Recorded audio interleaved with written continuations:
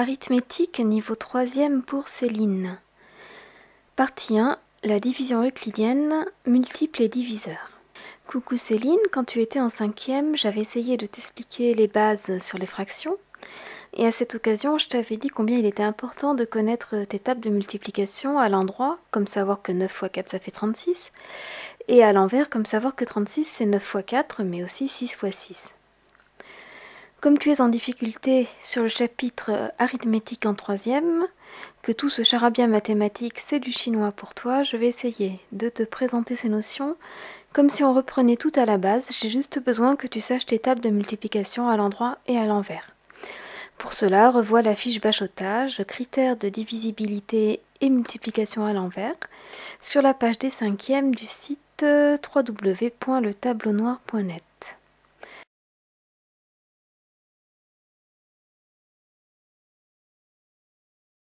Partie 1. La division euclidienne, notion de multiples et de diviseurs. On va commencer par poser une division, par exemple 5246 divisé par 8.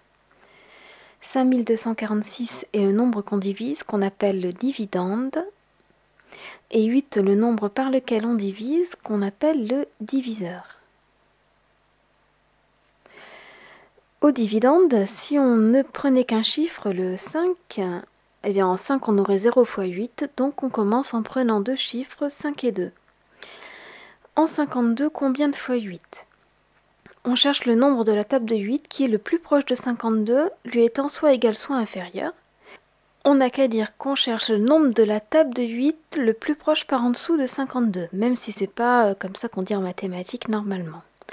Bon alors ce nombre c'est 48, puisqu'on sait que 6 fois 8 ça fait 48, mais que 7 fois 8 ça vaudrait 56, qui est plus grand que 52. On écrit donc 6 dans la case du quotient, 6 fois 8 fait 48, on soustrait 48 à 52, 52 moins 48 ça fait 4, on a un reste de 4 et on abaisse le 4 de la colonne suivante. En 44, combien de fois 8 ? Le nombre de la table de 8 qui est le plus proche de 44 par en dessous, c'est 40. 5 fois 8 égale 40. On écrit donc 5 au quotient. 5 fois 8 égale 40. On soustrait 40 à 44 et il reste 4. On vérifie que le reste est bien inférieur à 8. Il faut toujours que le reste soit inférieur au diviseur. On abaisse le 6 de la colonne suivante. En 46, combien de fois 8 ? Le nombre de la table de 8 qui est le plus proche par en dessous de 46, c'est 40 aussi. Comme 5 fois 8 égale 40, on écrit 5 au quotient. 5 fois 8 égale 40, on soustrait 40 à 46, il reste 6. 6 est bien inférieur à 8. On n'a plus de chiffres à abaisser. Si on s'arrête là, avec le reste de 6, si on ne continue pas au-delà de la virgule, on dit qu'on a fait une division euclidienne. Elle s'appelle euclidienne, cette division, parce qu'elle est attribuée au mathématicien grec Euclide de l'Antiquité. Euclidienne, c'est 2 Euclides en fait.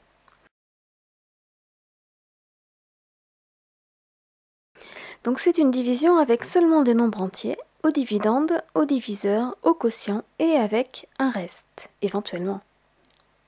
On a posé la division euclidienne de 5246 par 8. On a trouvé un quotient de 655 avec un reste de 6.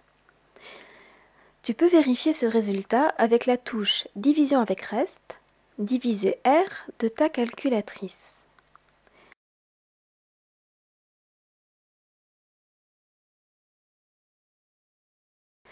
Quand tu tapes 5246 divisé R 8, la calculatrice t'affiche deux résultats. Le premier c'est 655, le quotient euclidien, et le deuxième c'est 6, le reste euclidien. Que signifient ces résultats ? Que le dividende peut s'écrire sous la forme, le diviseur, que multiplie le quotient, plus le reste qui est toujours un nombre inférieur au diviseur. Ici, ça nous donne 5246, le dividende, est égal à 8, le diviseur, fois 655, le quotient euclidien, plus 6, le reste euclidien, qui est bien inférieur à 8. Ici, la division ne tombe pas juste parce qu'il y a un reste différent de 0. Alors pour aller plus vite, à la place de différents zéros, les mathématiciens ils disent non nul, parce que pour eux, égal à 0, ça se dit nul. On a donc un reste non nul, égal à 6, et le nombre 5246 n'est donc pas divisible par 8. Parce que pour qu'il soit divisible par 8, il aurait fallu que le reste soit 0. Tu remarqueras que j'écris les soustractions quand je pose une division. En général, on ne les écrit pas. Mais moi, je les écris souvent, sauf quand le diviseur, il est qu'à un chiffre ou qu'il est facile, genre 10, 25 ou 50. Mais dès que ça devient un peu compliqué avec un diviseur à 2 chiffres, je préfère bien écrire la soustraction pour pas me tromper dans les calculs, qui sont déjà assez compliqués comme ça. Au primaire, j'avais beaucoup de mal avec ces divisions qui demandaient trop de calculs de tête, alors mon papa il m'a appris à les poser en écrivant les soustractions et ça m'a beaucoup aidé. La touche diviser R, c'est celle de la division euclidienne, alors que la touche diviser tout court, sur ta calculatrice, c'est celle de la division habituelle, qui s'appelle la division décimale. Dans la division décimale, il n'y a pas de reste, et les quotients peuvent être à virgule. D'ailleurs, les dividendes et les diviseurs aussi pourraient être à virgule dans la division décimale. Mais par contre, les quotients, il arrive que leur écriture ne s'arrête pas. Par exemple, quand on divise 10 par 3.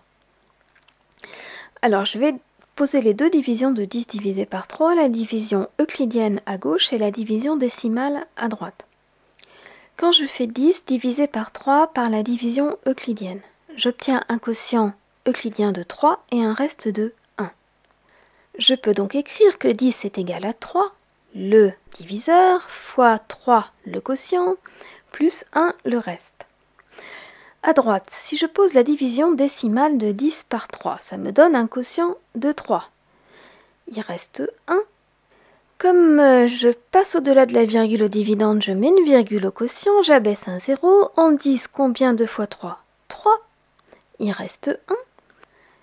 Et ma division, elle peut continuer comme ça indéfiniment avec un quotient de 3,3333333 avec des 3 jusqu'à l'infini. Donc tu vois, c'est ça la différence entre une division euclidienne avec un quotient entier et un reste entier et une division décimale où quand ça tombe pas juste, eh bien on a une virgule avec des chiffres après la virgule et parfois on peut en avoir une infinité. Alors posons une autre division euclidienne, c'est-à-dire qu'on s'arrête à l'endroit de la virgule. 5525 divisé par 13. En 5 il y a 0 fois 13, donc je prends 55.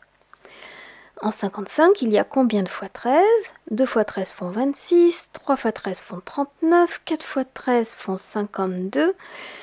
Ok, on prend 52 parce qu'après il restera 3. Et 3 c'est bien plus petit que 13. Donc en 55, il y a 4 fois 13 qui font 52.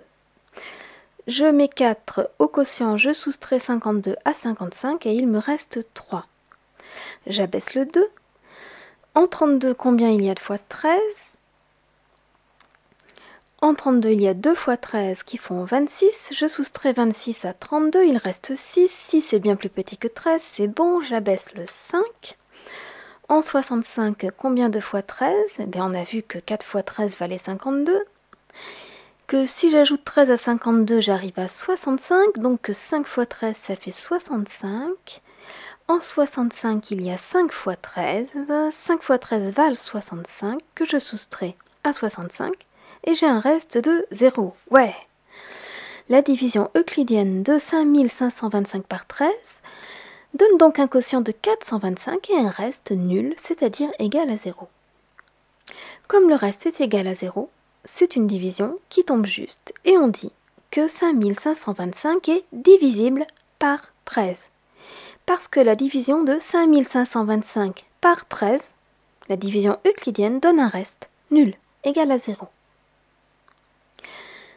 On peut donc écrire que 5525 le dividende est égal à 13 le diviseur que multiplie 425 le quotient, plus 0, ou même on peut écrire carrément que 5525 est égal à 13 multiplié par 425. Comme il existe un nombre entier, 425, par lequel on peut multiplier 13 pour obtenir 5525, On dit que 5525 est un multiple de 13. Pour te faire bien comprendre ce que sont un multiple et un diviseur, je te donne d'autres exemples. Par exemple, 5 fois 4 égale 20. C'est une multiplication avec des nombres entiers seulement. D'ailleurs, quand on fait de l'arithmétique, par définition, l'arithmétique, ça veut dire qu'on travaille qu'avec des nombres qui n'ont pas de virgule. Quand on écrit 5 fois 4 égale 20, on peut dire que 5 et 4 sont des diviseurs de 20. En effet, si on divise 20 par 5, on trouve 4, avec un reste nul, ça tombe juste. Et si on divise 20 par 4, on trouve 5, avec un reste nul, ça tombe juste aussi. Donc on peut dire que 5 et 4 sont des diviseurs de 20. On peut aussi dire que 20 est un multiple de 5, ou que 20 est un multiple de 4. On dit que 20 est un multiple de 5 car il existe un nombre entier, 4, par lequel on peut multiplier 5 pour obtenir 20. Et 20 est un multiple de 4 car il existe un nombre entier, 5, par lequel on peut multiplier 4 pour obtenir 20.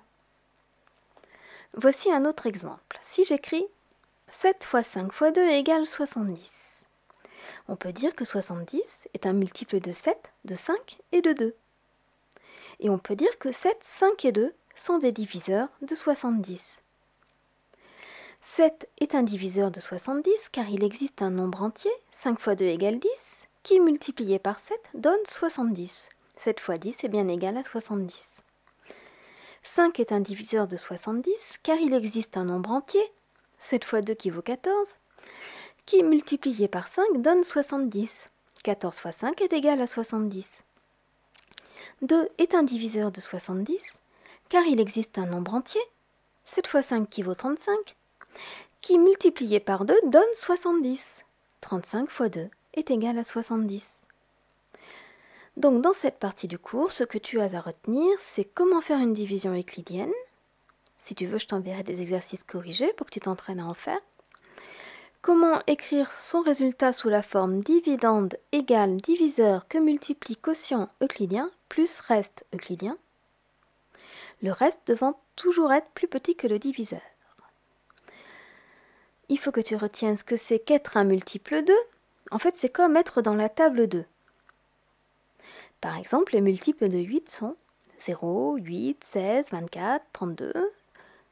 Tous les nombres de la table de 8, parce que 0 fois 8, ça donne 0, 1 fois 8, ça donne 8, 2 fois 8, ça donne 16, 3 fois 8, ça donne 24, 4 fois 8, ça donne 32. N'importe quel nombre entier fois 8 te donne un multiple de 8.